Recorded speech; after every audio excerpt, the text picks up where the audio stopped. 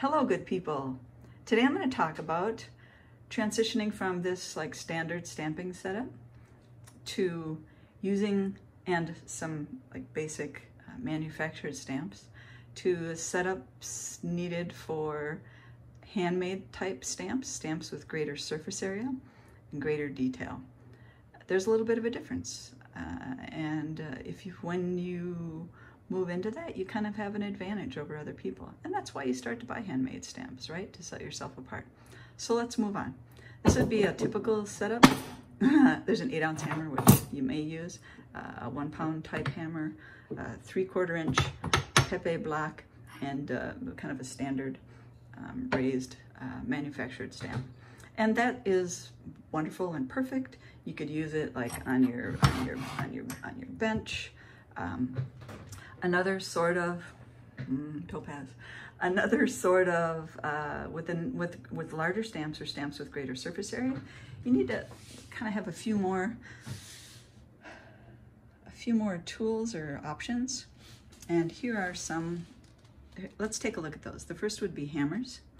And what we have here is, I'm going to use my rawhide hammer, which I don't use much anymore since I've got my Delrin. I've got a 2-pound hammer. I've got a 2.5-pound hammer from Home Depot. That's actually, it has really good balance for striking. And a 4-pound hammer. This has generally been my go-to, and now I've sometimes I'm between these two. This one less often. I use that more for other things lately. And then of course the Delrin hammer. So these are the kind of the go-to. I'm gonna put that one away. Let's put this up bench. That's for back hammering. A little 4-pounder here, a little 2-pounder there. That's usually on my jewelry bench. Okay. The other thing is the surface that you are striking upon. You want it to be as non-bouncing as possible, right? So what you can do kind of as a transition, sorry for the dizzying movement there, I try to limit that. What you can do as part of a transition, if you don't have wait, let's go back to this. What you can do as a part of a transition would be to put your block on the corner of a table, because you want least bounce as possible. If you put it in the middle, you're going to get more bow from the table. That's going to cause more movement. You don't want bouncing happening, or again, limit it as much as possible. That's pretty much where that guy lives. So what I have, I wish I had a nice stump, but in lieu of that, I've got a stump anvil, which you can I can adjust the height of it. And I have I would like an anvil, but I have two monster, let's get this out of the way, 2 monster blocks. I call them monster blocks, and what they are is, I don't think Pepe, Potter USA makes these anymore. Watch for handmade blocks and pick them up when you see them. This is, I think it's like a 8-inch by 6-inch, and this is, or 6-inch by 10-inch, I don't remember. I think this is a 6-inch, so 6-inch by 10, 6-inch by 8. This one is by Keith Kiefer. It's got a little rubber on the bottom. Those two together give me a pretty solid surface. I could use actually a little bit more. I get slight bounce, but I've been living with it. Other things that you want to think about having to drive out detail would be, I just use a folded, I actually like thick white paper, whiter paper.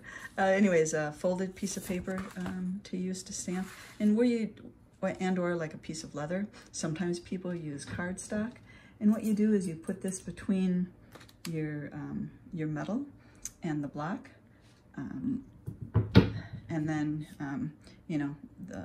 that's where you'd hammer. So that the paper, the leather, this would go on top of the leather, drives the detail up into the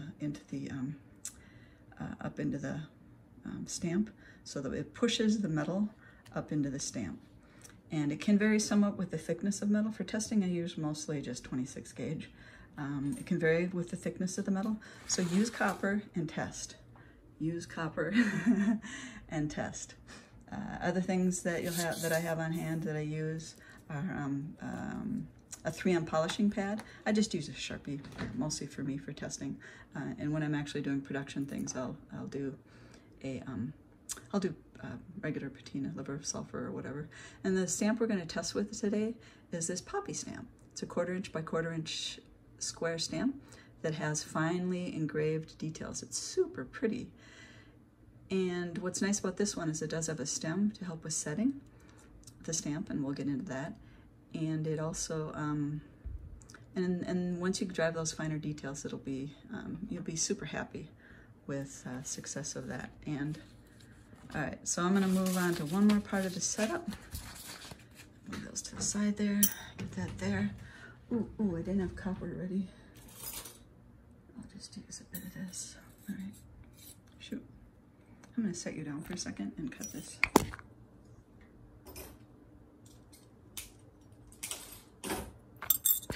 Okay, I'm just gonna use that scrap. I thought it was ready. I'm gonna go back over here now. We're gonna look at some stamp examples and talk a little bit more about those in general, all right? I'm gonna zoom in. Last time I did this in a test, I forgot I hit stop instead of zoom out. Anyways, so here's some different, you can kind of get an idea of the size of these, right? And if you like metric. So these are like 1/4 inch round, 1/4 inch square, 3/16 by 1/2 inch, 3/8 inch round, 1/4 inch by 1/2 inch. I think that looks like 3/16 by 1/2 inch. These are 1/4 inch by 3/8, a popular size I like. And that one is 3/16, again by 1/2 inch. And actually that one's trimmed down. And take a notice at the surface area. Well, first of all, this one is a raised one. The design is raised. This one is recessed. Whenever I talk about raised or recessed, I'm going to talk about the stamp itself and not the result of it. This is a raised design. This is kind of mixed. This is raised. This is definitely recessed. A lot of detail there. This one is raised and it has a super amount of detail. This is one where you don't really see it on the stamp, but you definitely see it in the impression. Recessed, fine, and pretty much a solid raised. And notice on some of these it goes right up to the edge, and on some of them I can't really get that close. And so you want to be cognizant of the thickness of the material you're using to stamp on, that you don't want the edge to appear. So again, experiment on copper when you get a new stamp and take notes. Someone said that once, and that's actually a smart idea. I should totally do that. You can see here I've got a little bead cap, there it is, that I made using this raised one. That was kind of fun to do. All right, so we're gonna talk a little about those. Today, mostly what we're gonna do is we're gonna be talking about the smaller to medium sized ones. That's what that poppy represents with the finer lines, okay?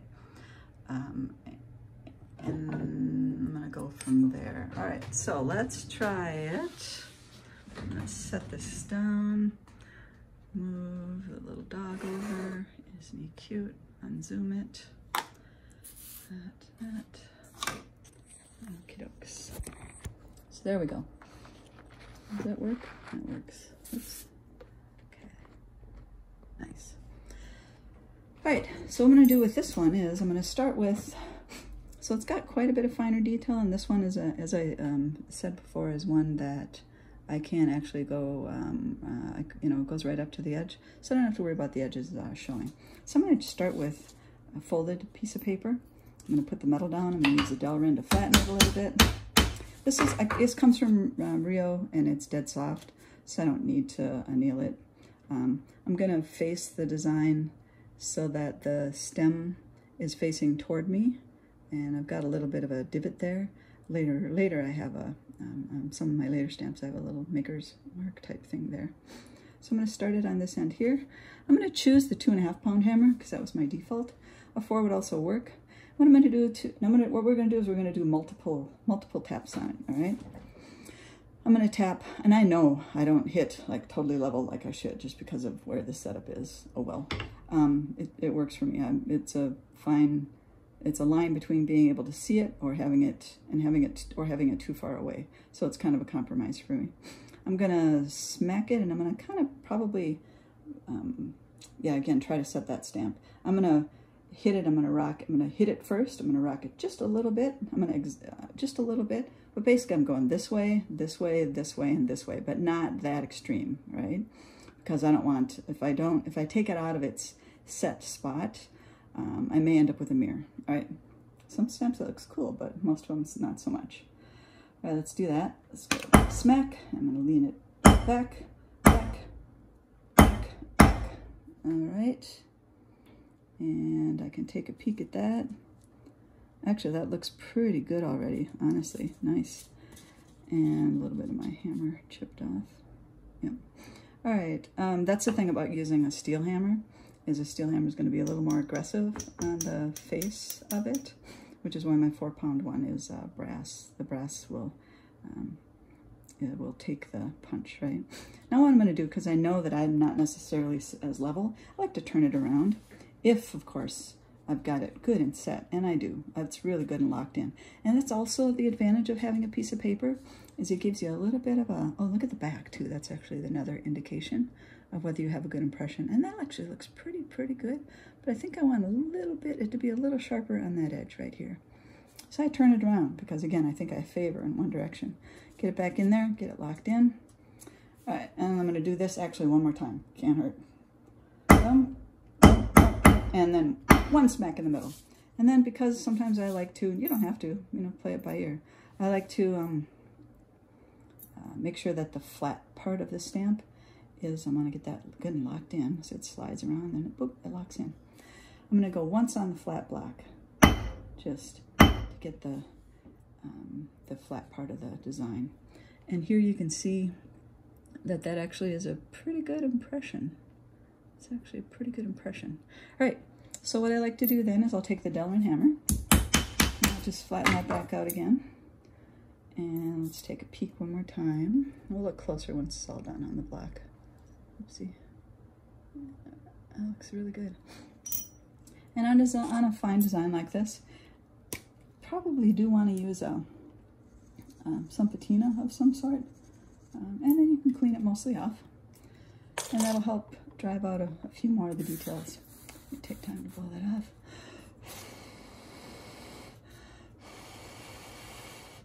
All right, I'm gonna get a little smearing, but that's fine. All right, yeah, that could have left that on longer, but this will give you an idea. So I could do that. I could also take, sometimes what I will do, if I have, excuse me, like a larger design to do, I'll take one of these, what are these made out of, silicone? One of these type things and go across it, you know, just like flat with it, so I'm not really affecting the design, and then just kind of, you know, paint away in there, right? Removing it without, and I don't want this to be aggressive. I've got the lighter, the green color, just to polish that off. But let's take a look at the results. So, by the way, I could have used leather with this one. And sometimes, you know, again, experiment, take notes. The leather, leather might be more effective on one that has a little bit, maybe thicker designs, but this would totally work. And then, honestly, I may follow it with this and then on the block. It's a, you know, little bit of a, it can vary. So let's pop this down, turn that around, and let's bring this camera in here and take a look at the results. Boop. That looks pretty nice. And let's actually use the paper again to get a little more of a shadowy look to it. There we go. Actually, I could clean a little more of the camera's not at the right angle. I could actually clean a little more of the black off, but you get the idea. It looks good, doesn't it? Yep, it works. Nice. All right, thanks for your time. Please offer any additional tips or things that I might have missed in discussing this. All right, take care. Bye.